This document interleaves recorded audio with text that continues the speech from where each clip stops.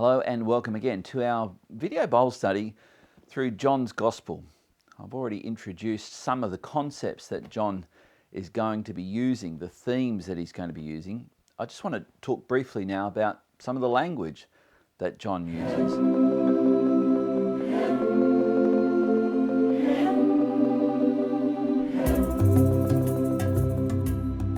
There's a number of words that John will use. The main word that he will use in various forms is the word translated into English belief or believe. And what we're going to see throughout this gospel is that John presents Jesus performing certain signs. At one point, John will say in chapter 2 that Jesus performed many signs, but in particular, he's going to list 7. In fact, the number 7 is one of the themes throughout John's Gospel. He gives Christ saying 7 I am statements. He lists 7 discussions that Christ has, or kind of sermons, dialogues. There's also there's the I am statements, there's the 7 signs, the gospel itself. The way it works out in our modern Bibles is in chapters that are a division of 7. There's 21 chapters and so on. So 7 is a way that represents completion. It's all there.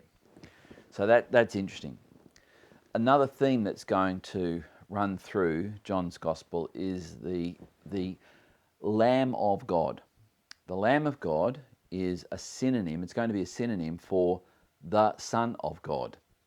So the one who is prophesied by Isaiah the prophet, who would be like a lamb led to the slaughter, is the Son of God. And Christ is that. So there's some of the themes that we've got happening already. There's also words that he will use like light and darkness. Christ brings light into a dark world. Later on in his gospel, we will read in John chapter 13 that Judas will go out at night. And it's, again, very deliberate language to say this is the realm of evil. The evil one, the devil, and Satan, as he is referred to in John chapter 13, belongs in the night. He's a part of the dark forces. So that's some of the language. What we're going to do now is pick up the remainder of John chapter 1. I'm going to be reading from verse 35. The next day, again, John was standing with 2 of his disciples, and he looked at Jesus as he walked by and said, "Behold, the Lamb of God." The 2 disciples heard him say this, and they followed Jesus. Jesus turned and saw them following and said to them, "What are you seeking?" They said to him, "Rabbi," which means teacher, "where are you staying?" He said to them, "Come, and you will see." So they came and saw where he was staying. And they stayed with him that day, for it was about the 10th hour. One of the 2 who heard John speak and followed Jesus was Andrew, Simon Peter's brother. He first found his own brother, Simon, and said to him, "We have found the Messiah," which means Christ. He brought him to Jesus. Jesus looked at him and said, "You are Simon, the son of John. You shall be called Cephas," which means Peter. All right, a couple of things that we need to note here is that this takes place in where John was baptizing. And the interesting thing is that Andrew, and we'll see Peter, who wasn't too far away, or Simon as he was known, were somewhere near the proximity of where John was baptizing. What we also learn in John chapter 1 is that Andrew and Simon and Philip were from a place called Bethsaida. And Bethsaida was to the far northeast of the Sea of Galilee. It was largely Gentile territory. In fact, the further north we head, away from Jerusalem, the most Gentile territories are found to the north. And so the further north we go from Jerusalem, the more Gentile it becomes. And this will be an important point, as we'll see through John's Gospel. So with that in mind, we also see here that Andrew brings his brother, Simon, to Jesus, and Jesus immediately knows who he is. And we will see Jesus do this. In fact, we'll see it in a moment as well. So one of the other themes that's going to run through this gospel is the omniscience. Omniscience, it looks like in English, which means all omni, all knowing, all knowledge. The word science actually means knowledge. Jesus has all knowledge, and there'll be a number of statements that John makes throughout his gospel to emphasize this theological truth that Jesus knew everything. We go on, verse 43. The next day, Jesus decided to go to Galilee. He found Philip and said to him, "Follow me." Now Philip was from Bethsaida, the city of Andrew and Peter. Philip found Nathanael and said to him, "We have found him of whom Moses in the law and also the prophets wrote, Jesus of Nazareth, the son of Joseph." Nathanael said to him, "Can anything good come out of Nazareth?" Philip said to him, "Come and see." Jesus saw Nathanael coming toward him and said to him, "Behold, an Israelite indeed, in whom there is no deceit." Nathanael said to him, "How do you know me?" Jesus answered him, "Before Philip called you, when you were under the fig tree, I saw you." Nathanael answered him, "Rabbi, you are the Son of God. You are the King of Israel."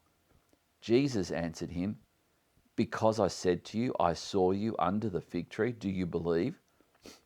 You will see greater things than these." And he said to him, "Truly, truly, I say to you, you will see heaven opened and the angels of God ascending and descending on the Son of Man." Now, this is an amazing section of John's Gospel. We've already got him seemingly addressing Simon by name before being introduced to him. Now he's done exactly the same thing to Nathanael. And also interestingly, we read this, "I saw you under the fig tree," and go, "And big deal, whatever." We don't know what a big deal that was, but it was a big deal. It was a big deal, enough for Nathanael to worship Christ as the Son of God, the rightful King of Israel. So this tells us what Os Guinness calls signals of transcendence.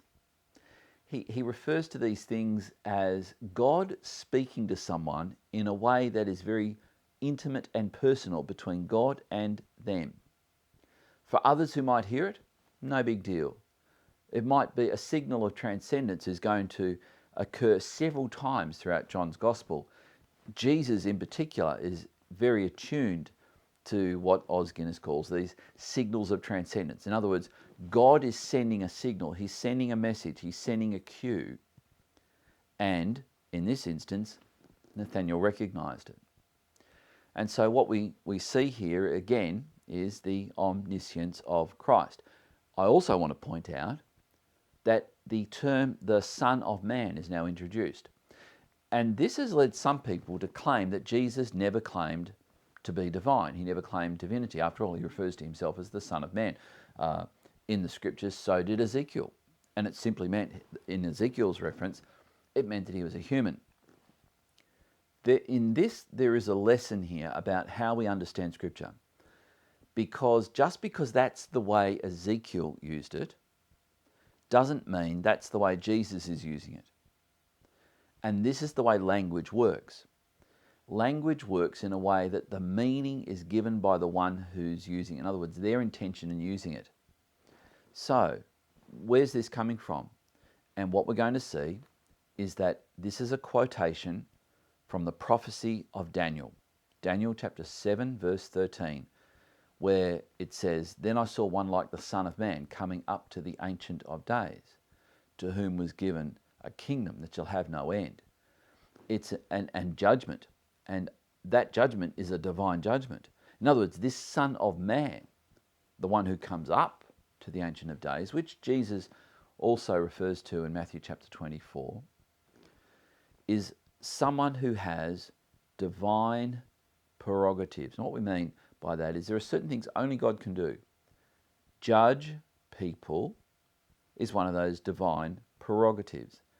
And in Daniel's prophecy, the Son of Man who comes up to the Ancient of Days, another description for the Father, God the Father, he's given judgment over all people and a kingdom that shall have no end. In other words, he's eternal. And Jesus is using the term the Son of Man in this way. In other words, he's saying he is the eternal Son of God who has become flesh. So for God to become flesh, to be emphasizing this is to use the expression the Son of Man. In fact, it's the most frequent description that Jesus uses of himself. With this in mind, I want to pray, and then we're going to come in our next session to look at the wedding at Cana. So Father, I pray for those who've joined with me now in diving deeper into John's Gospel, I pray that there would be some seeds that are sown that will help them to marvel at who you are. Bless them, I pray, in Jesus' name, amen. Thanks for joining with me. If you haven't given this a thumbs up, please do. If you haven't hit like, please like it. If you're not yet a subscriber, please subscribe, and you'll see me in our next installment in John's Gospel.